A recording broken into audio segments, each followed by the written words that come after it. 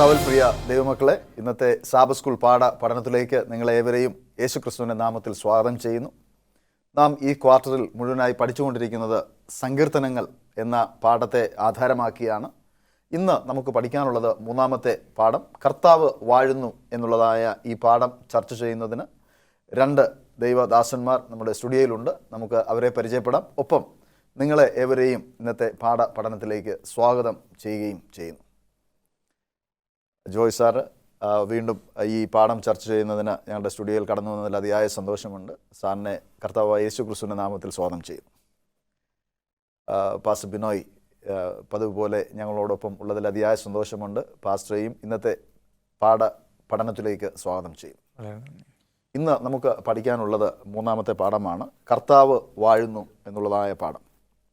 ഈ പാഠത്തിൽ ദൈവത്തിൻ്റെ മഹത്വത്തെക്കുറിച്ചും ദൈവത്തിൻ്റെ ആഗോളതയെക്കുറിച്ചും അപ്രമാദിത്വത്തെക്കുറിച്ചുമൊക്കെയാണ് നാം ചർച്ച ചെയ്യുന്നത്.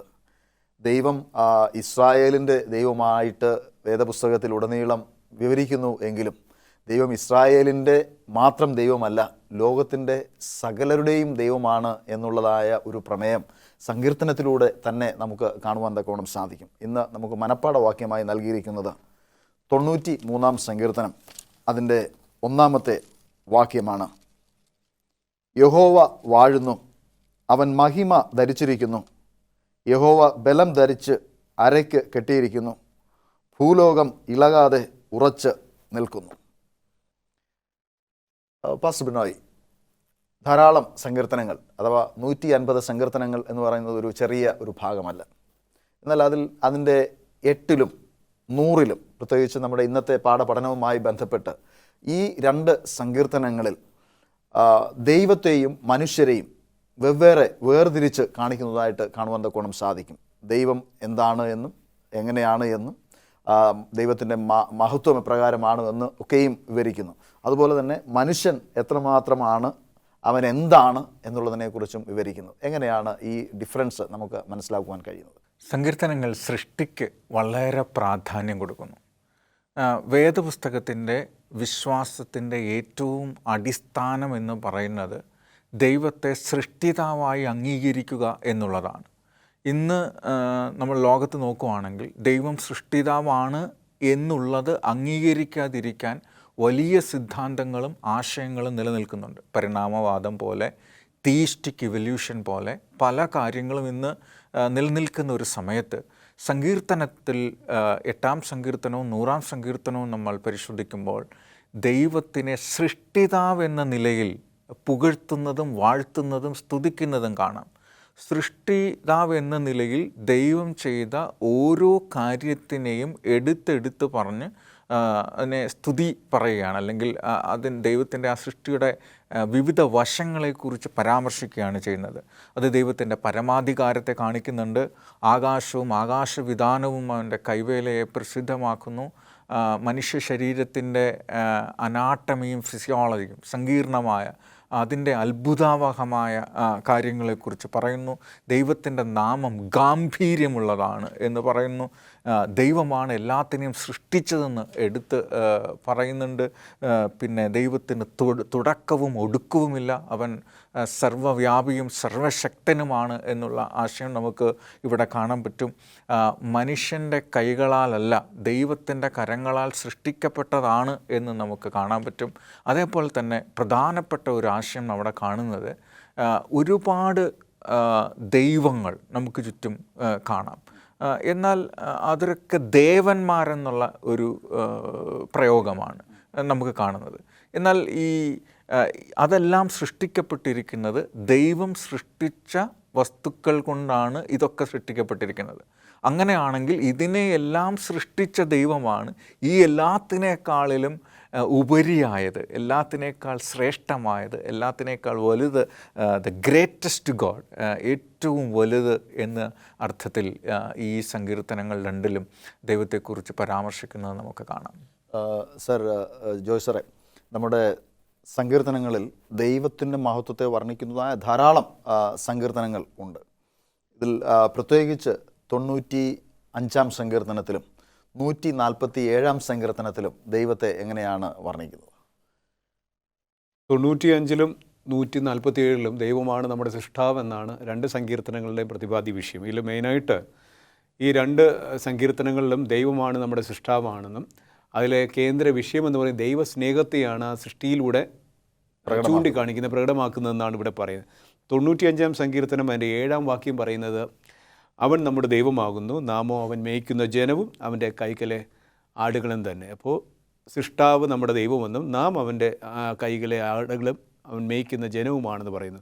വീണ്ടും 147-ാം സങ്കീർത്തനം 4 മുതൽ 9 വരെയുള്ള വേദവാക്യങ്ങൾ വായിക്കുമ്പോൾ ദൈവം നക്ഷത്രങ്ങളെ എണ്ണി നോക്കുന്നതായിട്ടും കൂടാതെ ദൈവത്തിൻ്റെ വിവേകത്തിന് ഒരു അന്തമില്ല അല്ലെങ്കിൽ ഒരു അവസാനമില്ല എന്നും അവൻ താഴ്മയുള്ളവനെ ഉയർത്തുന്നു എന്നും ദുഷ്ടന്മാരെ നിലത്തോളം താഴ്ത്തുന്നു എന്നും കൂടാതെ വീണ്ടും ആകാശത്തെ മേഘം കൊണ്ട് ദൈവം മൂടുന്നുവെന്നും അവൻ ഭൂമിക്കായി മഴ ഒരുക്കുന്നുവെന്നും കൂടാതെ അവൻ മൃഗങ്ങൾക്കും കരയുന്ന കാക്കക്കുഞ്ഞുങ്ങൾക്കും അതതിൻ്റെ ആഹാരം സമയത്ത് നൽകുന്നുവെന്നും പറയുന്നു. ഇതെല്ലാം നമ്മെ ചൂണ്ടിക്കാണിക്കുന്നത് ദൈവമാണ് യഥാർത്ഥ സൃഷ്ടാവ്. ദൈവം നമ്മെ എല്ലാവരെയും, ഈ മൃഗങ്ങളെ മാത്രമല്ല, ഈ പറയുന്നതായ കാര്യങ്ങളൊന്നും ഒരു മനുഷ്യന് ചെയ്യാൻ കഴിയാത്തതായ കാര്യങ്ങളാണ്.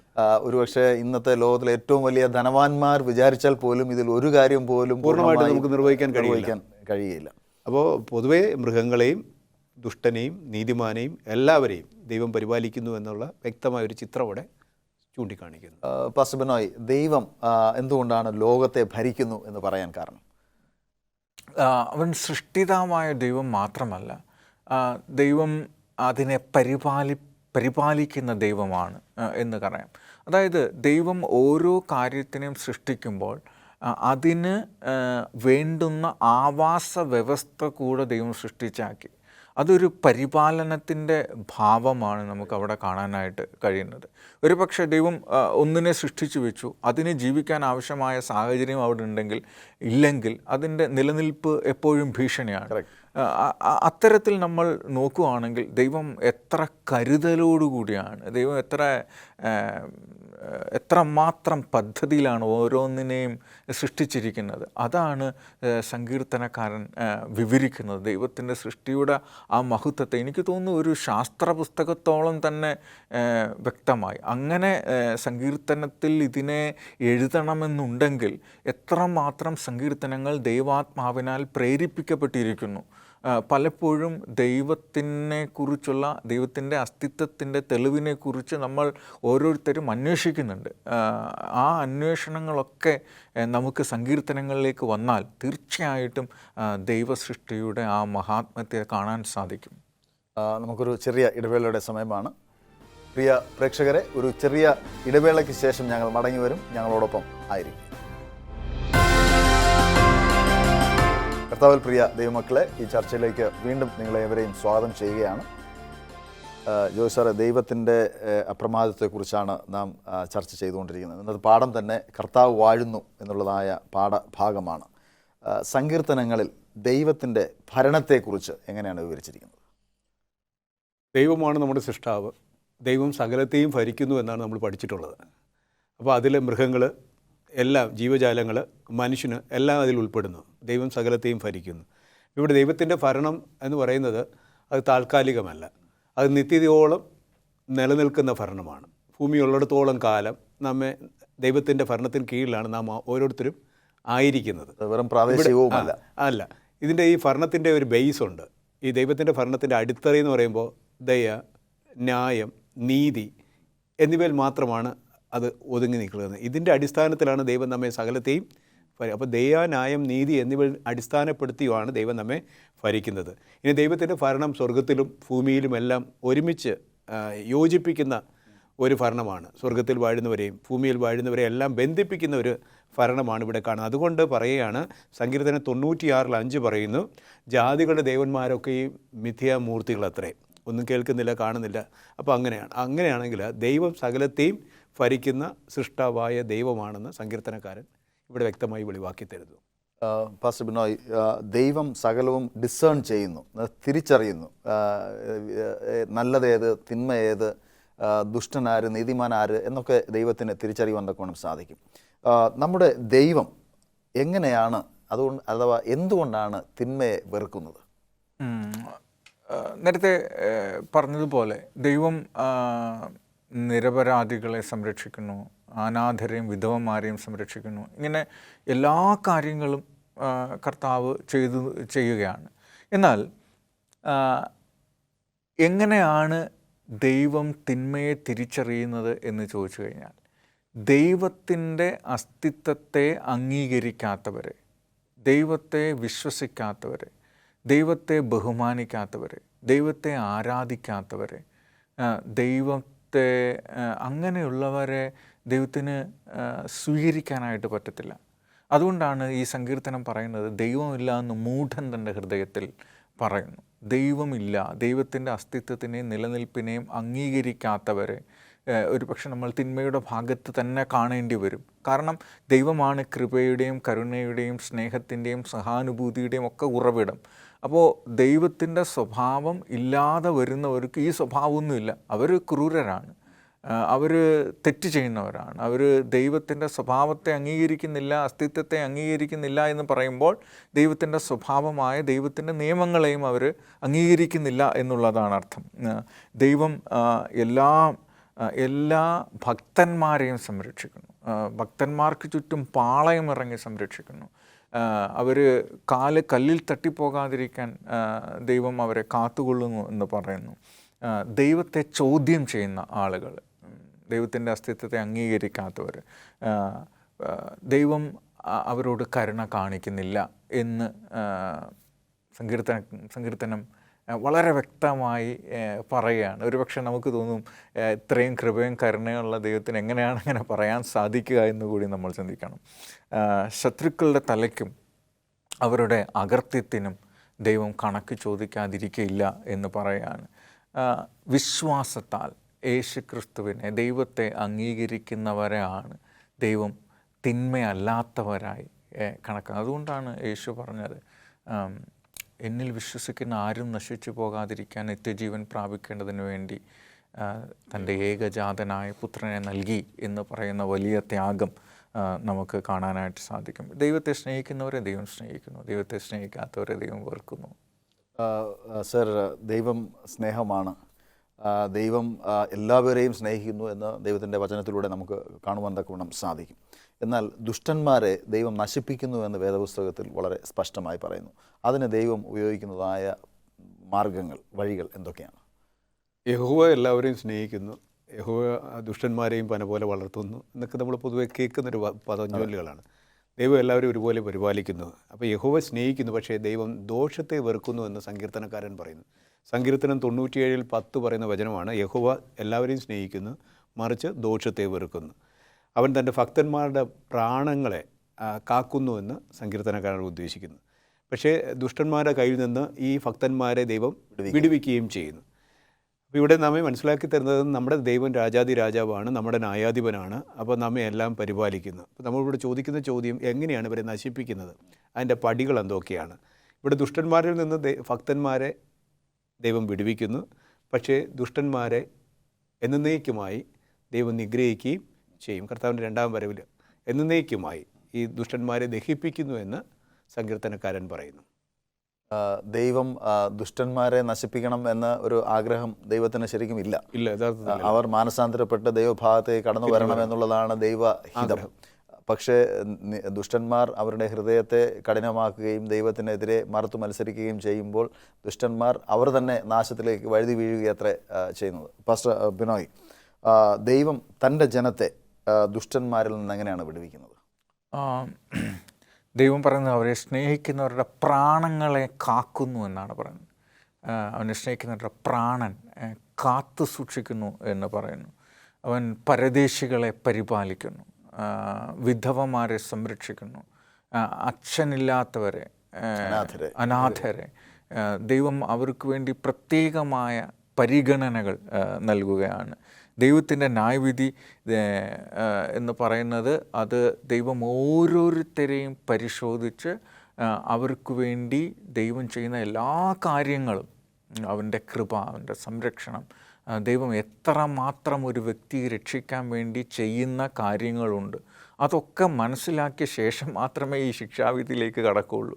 അങ്ങനെ ഒരാളെ വെറുതെ ഇവൻ തെറ്റ് ചെയ്തു എന്ന് പറഞ്ഞ് മാറ്റുകയില്ല. അവിടെയാണ് കർത്താവായ യേശു ക്രിസ്തുവിൻ്റെ പൗരോഹിത്യ ശുശ്രൂഷയുടെ ആ മഹത്വം നമുക്ക് കാണാൻ പറ്റും. ദൈവം പറയുന്നത് ഒരാളെയും ശിക്ഷിക്കാൻ ദൈവത്തിന് താല്പര്യമില്ല. ഒരാളും ഈ ലോകത്ത് നരകിക്കാനോ വിഷമിക്കാനോ അത് കണ്ടിട്ട് ദൈവം സന്തോഷിക്കുന്നുമില്ല. പലപ്പോഴും ആളുകൾ വിചാരിക്കുന്നത്, പൊതുധാരണ, ദൈവം സംഹരിക്കുന്ന ദൈവമാണ്, ശിക്ഷിക്കുന്ന ദൈവമാണ്. അതുകൊണ്ട് നമ്മൾ ചെയ്യുന്ന തെറ്റുകൾക്ക് ദൈവം ശിക്ഷിക്കുമ്പോൾ ദൈവം ഏതെങ്കിലും തരത്തിൽ സന്തോഷിക്കുന്നു എന്നുള്ള തരത്തിലാണ്. തീർച്ചയായും ദൈവത്തിൻ്റെ മഹത്വത്തെക്കുറിച്ച് വർണ്ണിച്ചാൽ നമുക്ക് പൂർണ്ണമായി വർണ്ണിച്ച് അവസാനിപ്പിക്കുവാൻ ഗുണം കഴിയുകയില്ല. നമുക്കിപ്പോൾ ഒരു ഇടവേളയുടെ സമയമാണ്. പ്രിയ പ്രേക്ഷകരെ, ഒരു ചെറിയ ഇടവേളയുടെ സമയമാണ്. ഇടവേളയ്ക്ക് ശേഷം ഞങ്ങൾ മടങ്ങി വരും. ഞങ്ങളോടൊപ്പം ആയിരിക്കും.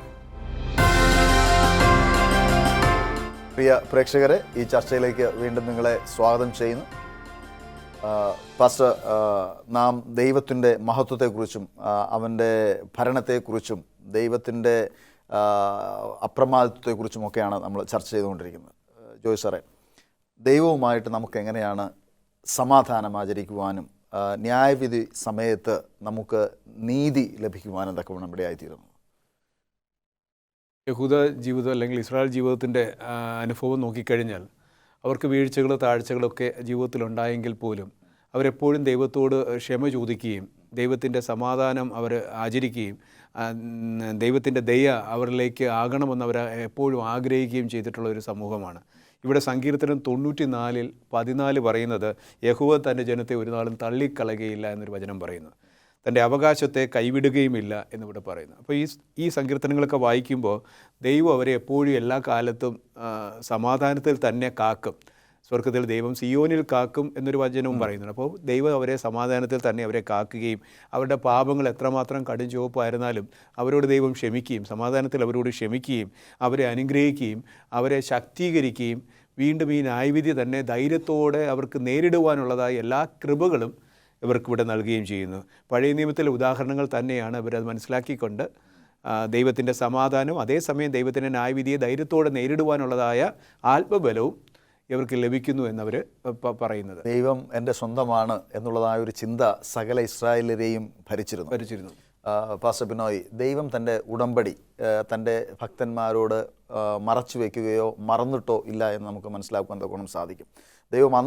ദൈവം തൻ്റെ ജനത്തോട് ചെയ്തതായ ഉടമ്പടി എങ്ങനെയാണ് ഈ കാലത്തിൽ ദൈവം നിറവേറ്റുന്നത്? വളരെ പ്രധാനപ്പെട്ട ഒരു ആശയമാണ് നമ്മളെ സംബന്ധിച്ചോളം. അത് സങ്കീർത്തനങ്ങളിൽ നിന്ന് നമ്മൾ കണ്ടെത്തുന്നത് തന്നെ ഒരു വലിയ കാര്യമാണ്. ഇന്ന് പലപ്പോഴും ഈ പ്രധാനപ്പെട്ട കാര്യം സങ്കീർത്തനങ്ങൾ അല്ലെങ്കിൽ പഴയ നിയമ പുസ്തകത്തിൽ ഇല്ല എന്ന് പറയുന്ന ഒരു കാലത്താണ് നമ്മൾ ജീവിച്ചിരിക്കുന്നത്. ഇവിടെ കർത്താവ് ചെയ്ത ഉടമ്പടി, ഞാൻ നിന്നെ രക്ഷിച്ചു കൊള്ളാം, മനുഷ്യൻ്റെ തെറ്റിൽ നിന്ന് ഞാൻ നിന്നെ രക്ഷിച്ചു കൊള്ളാം എന്നുള്ളതാണ്. അതിന് കർത്താവ് ചെയ്ത കാര്യം അവൻ്റെ തെറ്റിന് പരിഹാരമായി ഞാൻ മാറിക്കൊള്ളാം എന്നുള്ളതാണ്. പഴയ നിയമകാലത്തിൽ അങ്ങനെ രക്ഷയിലേക്ക് വരാൻ വേണ്ടി ദൈവം അവരോട് പറഞ്ഞത് നിങ്ങൾ ദൈവത്തിൻ്റെ കൽപ്പനകൾ അനുസരിക്കണം എന്നുള്ളതാണ്. അതേസമയം തന്നെ ദൈവം യാഗങ്ങൾ അനുവദിച്ചിരുന്നു. ഈ യാഗങ്ങളൊക്കെ സൂചിപ്പിച്ചിരിക്കുന്നത് കർത്താവായ യേശു ക്രിസ്തുവിൻ്റെ കാൽവറിയിലെ യാഗത്തെയാണ്.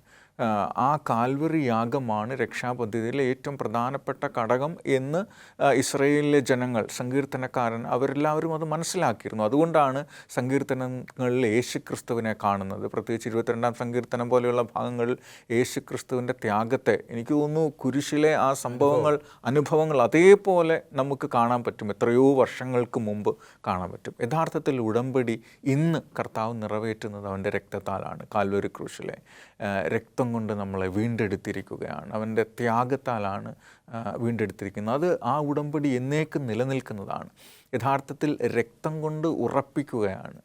ഒരു വ്യക്തികൾ തമ്മിൽ എഴുതുന്ന ഉടമ്പടി പോലും അത് പാലിക്കപ്പെടുന്നത് മരണശേഷമാണ്. കർത്താവായ യേശു ക്രിസ്തുവിൻ്റെ ആ കാൽവരി മരണത്തോടുകൂടി ഞാൻ നിന്നെ വീണ്ടെടുത്തു കൊള്ളാം, നിന്നെ പാപത്തിൽ നിന്ന് രക്ഷിച്ചു കൊള്ളാം, ഞാൻ നിനക്ക് നിത്യജീവൻ നൽകും എന്നുള്ള ആ ഉടമ്പടി കർത്താവ് പുതുക്കുകയാണ് ഈ കാലഘട്ടത്തിൽ ചെയ്തത്. അത് യഥാർത്ഥത്തിൽ കർത്താവായ യേശു ക്രിസ്തുവിൻ്റെ മരണം കൊണ്ടാണ് ത്യാഗം കൊണ്ടാണ് ഈ ഉടമ്പടികൾ നമ്മളോട് ഉറപ്പിച്ചിരിക്കുന്നത്. സർ, നമ്മുടെ വിശ്വാസത്തിൻ്റെ അടിത്തറ എന്ന് പറയുന്നത് കർത്താവായ യേശു ക്രിസ്തു നമുക്ക് വേണ്ടി മരിച്ചു, ഉയർത്തെഴുന്നേറ്റു, ഇപ്പോഴും ജീവിക്കുന്നു, ആ യേശു ക്രിസ്തു തിരിച്ചു വരും എന്നുള്ളതാണ്. സങ്കീർത്തനത്തിലൊരു ചോദ്യമുണ്ട്, അടിസ്ഥാനം ഇളകിയാൽ നീതിമാൻ എന്ത് ചെയ്യും? ഭൂമിയുടെ അടിത്തറ ഇളകിക്കഴിഞ്ഞാൽ അത് എന്തുകൊണ്ടാണ് അർത്ഥമാക്കുന്നത്? നമുക്ക് ഭൂമിക്ക് അടിത്തറ ഇളകിക്കഴിഞ്ഞാൽ ഭൂമിക്ക് നിലനിൽക്കാൻ കഴിയുകയില്ല. അങ്ങനെ ഒരു വിശ്വാസിയുടെ അടിത്തറ ഇളകിക്കഴിഞ്ഞാൽ എങ്ങനെ അവന് നിലനിൽക്കുവാൻ തക്കവണ്ണം സാധിക്കും? ഇവിടെ പ്രധാനമായും നമ്മൾ പഠിക്കുന്ന പാഠം തന്നെ യഹോവ വാഴുന്നു എന്നാണ്. കൂടാതെ യഹോവ സകലത്തെയും ഭരിക്കുന്നു. അപ്പോൾ യഹോവയാണ് നമ്മുടെ സൃഷ്ടാവ്, നമ്മുടെ ന്യായാധിപൻ. അപ്പോൾ ഈ വാക്യങ്ങൾ സൂചിപ്പിക്കുന്നത് നമുക്കൊരു ന്യായവിധി ശേഷിക്കുന്നു എന്നൊരു ധ്വനിയാണ് ഈ വാക്യങ്ങൾ നമ്മെ സൂചിപ്പിക്കുന്നത്. സങ്കീർത്തനം 18 7 വാക്യം ഇപ്രകാരം പറയുന്നു: ഭൂമി ഞെട്ടി വിറച്ചു, മലകളുടെ അടിസ്ഥാനങ്ങൾ ഇളകി, അവൻ കോപിക്കിയാൽ അവ കുലുങ്ങിപ്പോയി എന്ന് സങ്കീർത്തനക്കാരൻ പറയുന്നു. അപ്പോൾ ദൈവത്തിൻ്റെ ന്യായവിധി ഉണ്ടാകുമ്പോൾ, ദുഷ്ടന്മാരുടെ മേൽ ഉണ്ടാകുന്ന സമയത്ത് ഭൂമിയിൽ കാണുന്നതായ മാറ്റങ്ങളെയാണ് ഇത് സൂചിപ്പിക്കുന്നത്. ന്യായവിധിയുടേതായ ഒരു ഭയങ്കര ഹുങ്കാരമായ ഒരു രീതിയിൽ അതിനെവിടെ വർണ്ണിക്കുകയാണ്. വീണ്ടും നമുക്കവിടെ സന്തോഷിക്കുവാൻ കഴിയും. നീതിമാന്മാർക്ക് അല്ലെങ്കിൽ ദൈവത്തിൽ പ്രത്യാശിക്കുന്ന ദൈവമക്കൾക്ക് ന്യായവിധിയെ ഭയക്കേണ്ട കാര്യമില്ല. ഇവിടെ സങ്കീർത്തനക്കാരൻ തന്നെ 119 സങ്കീർത്തനത്തിൽ 165 വാക്യം പറയുന്നതിൻ്റെ ന്യായപ്രമാണത്തോട് പ്രിയമുള്ളവർക്ക് മഹാസമാധാനമുണ്ട് എന്നൊരു വചനം പറയുന്നുണ്ട്. അപ്പോൾ നീതിമാന്മാർക്ക് അല്ലെങ്കിൽ ദൈവത്തിൻ്റെ മക്കൾക്ക് ന്യായവിധിയെ ഭയക്കേണ്ട കാര്യമില്ല. നേരെ മറിച്ച് ദുഷ്ടന്മാർക്ക് വരുവാനിരിക്കുന്ന ന്യായവിധിയെ ഭയക്കണം. കാരണം ഭൂമിയുടേതായ ഈ കുലുക്കവും ഈ ലോകത്തിൽ സംഭവിക്കാനിരിക്കുന്നതായ ഈ ഘോരമായ കാര്യങ്ങൾ കാണുമ്പോൾ നാം ദുഷ്ടന്മാരാണ് എങ്കിൽ നാം അതിനെ ഭയക്കേണ്ടത് തന്നെയാണ്. തീർച്ചയായിട്ടും. പാസ്റ്റർ, ചെറിയ ഒരു പെട്ടെന്നുള്ള ഒരു ചോദ്യം. ദൈവത്തിൻ്റെ കൽപ്പനകൾ പ്രമാണിക്കുന്നത് കൊണ്ട് എങ്ങനെ ഈ വാഴുന്നതായ ദൈവത്തെ നമുക്ക് ഉൾക്കൊള്ളുവാനും പ്രീതിപ്പെടുത്തുവാനും സാധിക്കും? യഥാർത്ഥത്തിൽ കൽപ്പനകൾ അനുസരിക്കുന്നത് കൊണ്ടല്ല നമ്മൾ ദൈവത്തെ പ്രീതിപ്പെടുത്തുന്നത്. കർത്താവായ യേശുക്രിസ്തുവിൽ അംഗീകരിക്കുകയും വിശ്വാസത്തിൽ സ്വീകരിക്കുകയും ദൈവത്തെ രക്ഷിതാവായി അംഗീകരിക്കുകയും ചെയ്യുന്ന ഒരു വ്യക്തിയുടെ സ്വഭാവ സവിശേഷതയാണ് യഥാർത്ഥത്തിൽ ഈ കൽപ്പനയുടെ നിറവേറൽ എന്ന് പറയുന്നത്. നമ്മൾ അനുസരിക്കുന്നത് കൊണ്ടല്ല നമുക്കിത് കിട്ടുന്നത്. ഇത് കർത്താവ് നമ്മളോട് ചെയ്ത ഉടമ്പടി പ്രകാരമാണ്. ഞാൻ മരിച്ചുകൊള്ളാം എന്നുള്ള കർത്താവിൻ്റെ ഉടമ്പടിയാണ്. ആ ഉടമ്പടിയെ അംഗീകരിക്കുകയും വിശ്വസിക്കുകയും ചെയ്യുന്ന ഒരാളെ സംബന്ധിച്ചോളം ക്രിസ്തുവിൻ്റെ സ്വഭാവമാണ് അവർക്കുണ്ടാവുക, ക്രൈസ്റ്റ് ലൈക്ക്നെസ്. അപ്പോൾ ആ ഒരു ക്രിസ്തുവിൻ്റെ ആ സ്വഭാവത്തിലേക്ക് മാറുമ്പോഴാണ് നമുക്ക് രക്ഷയുണ്ടാകുന്നത്. കർത്താവ് പറയുന്നത്, കണ്ണാടി പോലെ തേജസ്സിന്മേൽ തേജസ് പ്രാപിച്ച് എന്നെപ്പോലെ ആകുക, എൻ്റെ തലയോളം വളരുക എന്നാണ് പറയുന്നത്. അങ്ങനെ ക്രിസ്തുവിൻ്റെ ഭാവത്തിലേക്കുള്ള വളർച്ചയാണ് യഥാർത്ഥത്തിൽ അനുസരണത്തിൻ്റെ നിവൃത്തി. ദൈവം ഈ ചർച്ച ചെയ്തതായ നിങ്ങളെ ഇരുവരെയും അനുഗ്രഹിക്കുമാറാകട്ടെ. ഒപ്പം നമ്മുടെ പ്രേക്ഷകരും വാഴുന്നതായ നമ്മുടെ കർത്താവിനെ സ്വീകരിച്ച് ആ ദൈവത്തിൻ്റെ അപ്രമാദിത്വത്തെ സ്വീകരിപ്പാൻ തയ്യാറാകട്ടെ എന്ന് പ്രാർത്ഥിക്കുന്നു. ഇരുവർക്കും ദൈവനാമത്തിൽ നന്ദി. പ്രിയ പ്രേക്ഷകരെ, നമ്മുടെ ദൈവം വാഴുന്നു. ജാതികൾ കലഹിക്കുന്നതും മറ്റുള്ളവർ അത് അസൂയാലുവായി നോക്കുന്നതും വ്യർത്ഥമാണ് എന്ന് സങ്കീർത്തനത്തിലൂടെ നമുക്ക് മനസ്സിലാക്കുവാൻ തക്കവണ്ണം സാധിക്കും. യഹോവയെ കാത്തിരിക്കുന്നവർ എന്നേക്കും നിലനിൽക്കും എന്ന സങ്കീർത്തനങ്ങൾ നമ്മെ ഉപദേശിക്കുന്നു. ദൈവത്തിൽ ആശ്രയം വെച്ച് എന്നേക്കും നിലനിൽക്കുവാൻ ദൈവം നിങ്ങളെല്ലാവരെയും സഹായിക്കുമാറാകട്ടെ. അതിനായി ദൈവം നിങ്ങളെ ശക്തിപ്പെടുത്തട്ടെ. God bless you.